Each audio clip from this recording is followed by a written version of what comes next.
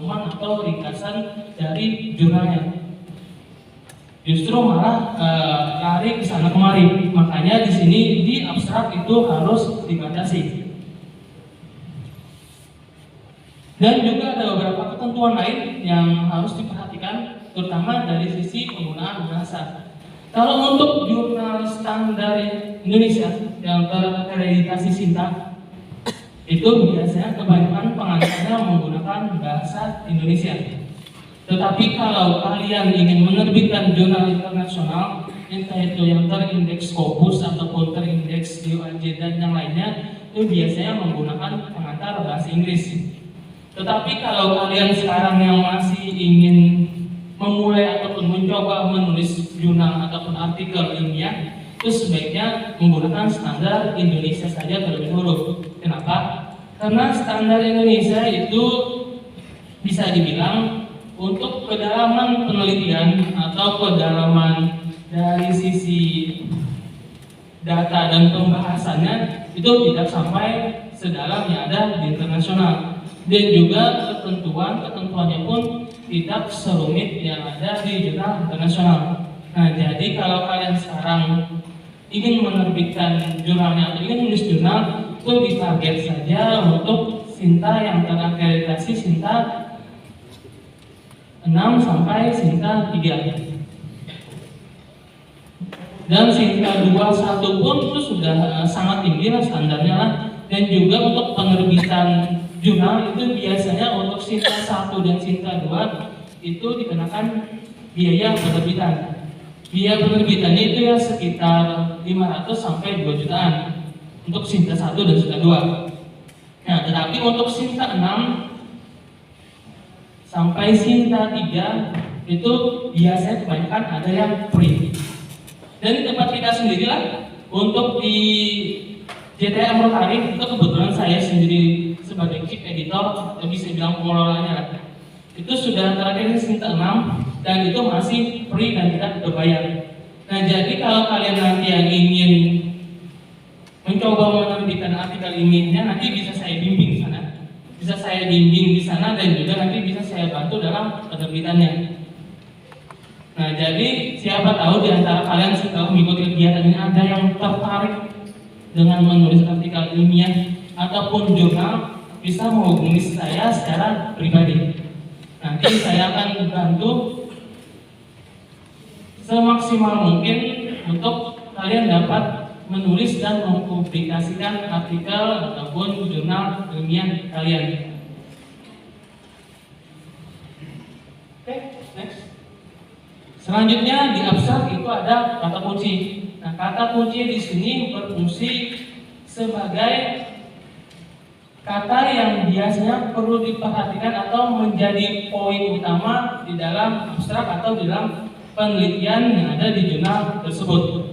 Jadi kata kunci di sini harus sudah mencerminkan poin-poin utama atau topik-topik utama yang ada di dalam jurnal.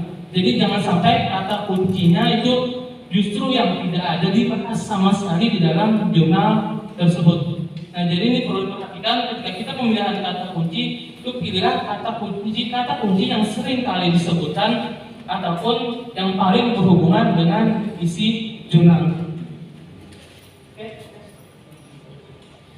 Ini ada contoh, kalau ini yang standar internasional yang sudah terindeks Scopus dan seperti ini sudah Q2. Untuk standar internasional ini seperti ini penulisannya. Kalau untuk di Rotary saya lupa menampilkan, tapi Rotary lebih ringan lagi standarnya lah, tidak menggunakannya seperti ini. Kalau untuk yang seperti ini biasanya sudah sebagai peneliti ekspor atau yang sudah sering meneliti biasanya menggunakan format seperti ini. Di mana di sini judulnya pun itu sudah sangat sedikit dan sudah sangat khusus, sehingga dari judul ini kita sendiri sudah bisa mengetahui bahwa arah jurnalnya ini kemana penelitiannya. Nah, selanjutnya di sini ada nama pembuatnya. Selanjutnya ada identitas atau institusi dari pembuat jurnal tersebut. Itu penting juga. Kenapa? Karena jika institusi kalian tidak disebutkan di sini, itu akan menyulitkan orang dalam menghubungi kalian sebagai penulis. Oke, selanjutnya di sini juga menyertakan alamat email corresponding author atau email penulis utama. Walaupun di sini banyak orang yang menulis jurnal tersebut, biasanya untuk corresponding author ataupun yang paling mudah dihubungi itu cukup satu orang saja. Nah, jadi apabila ada yang tertarik dengan apa yang kalian tulis, itu bisa langsung menghubungi melalui alamat email ini. Oke, selanjutnya di sini ada huruf abstrak. Abstraknya pun yang seperti saya jelaskan tadi itu tidak terlalu banyak. Jadi maksimal 200 kata dan sudah harus ada latar belakang atau pendahuluan terkait jurnal, ada metode yang digunakan, dan ada juga hasil yang diperoleh. Itu yang harus ada di dalam jurnal atau artikel ilmiah kalian. Oke, selanjutnya adalah pendahuluan. Nah, kalau untuk pendahuluan ini biasanya terdiri 3-4 paragraf, tergantung dari kebijakan jurnal masing-masing. Tetapi pendahuluan itu disarankan tidak terlalu banyak agar porsi pembahasan itu dapat dimaksimalkan. Karena ada jurnal-jurnal tertentu itu dibatasi jumlah halamannya. Tetapi jika di jurnal tersebut tidak dibatasi jumlah halamannya, biasanya tidak perlu masalah kalian banyak memasukkan teori di dalam pendahuluan. Tetapi teori-teori yang ada di dalam pendahuluan itu jangan sampai teori-teori yang kalian dapat antah-berantah. Yang penting misalnya asal terhubung dengan kompas saja kalian masukkan, seperti itu. Teori di sini harus mendukung penelitian kalian. Itu yang paling penting. Jangan sampai teori yang ada di sini tidak ada perannya sama sekali di dalam penelitian kalian ataupun karya tulis ilmiah kalian. Jadi pilihlah teori yang benar-benar bermanfaat. Dan juga ketika memilih teori itu jangan lupa untuk menambahkan kutipan ataupun rujukan.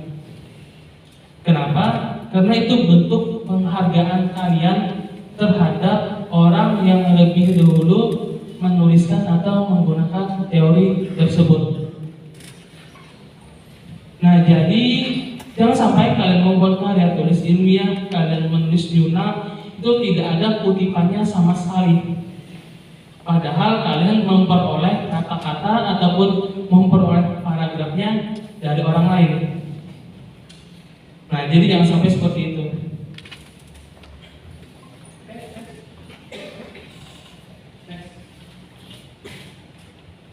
Oke, ini contoh teori yang ada di jurnal tadi.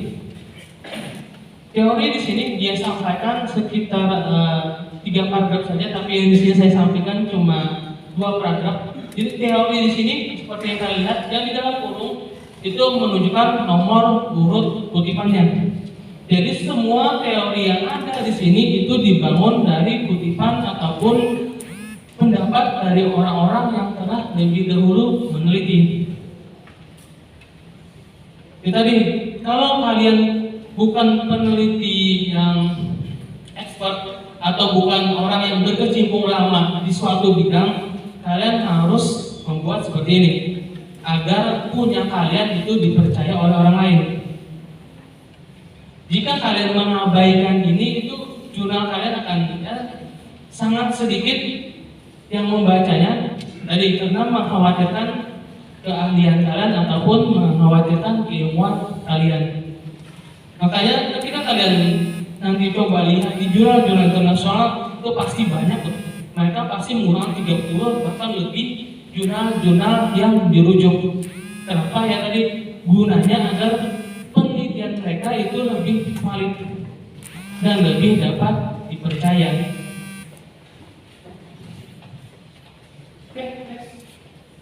Selanjutnya adalah metodologi. Metodologi ini secara umum terkait tentang apa yang kalian lakukan di penelitian kalian.